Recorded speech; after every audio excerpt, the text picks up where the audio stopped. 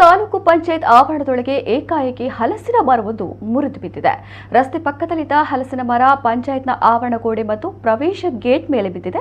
ದಿನನಿತ್ಯ ಜನಸಂದಣಿ ಇರುವ ಪ್ರದೇಶ ಇದಾಗಿದ್ದು ಅದೃಷ್ಟವಶಾತ್ ಮರ ಬೀಳುವ ಸಂದರ್ಭ ಯಾರೂ ಇರಲಿಲ್ಲ. ಹೀಗಾಗಿ ದೊಡ್ಡ ಅನಾಹುತವೊಂದು ತಪ್ಪಿದಂತಾಗಿದೆ.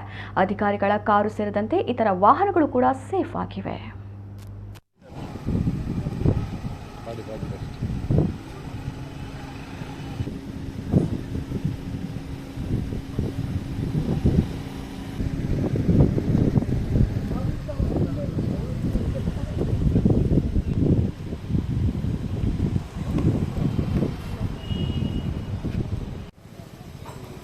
Bukti.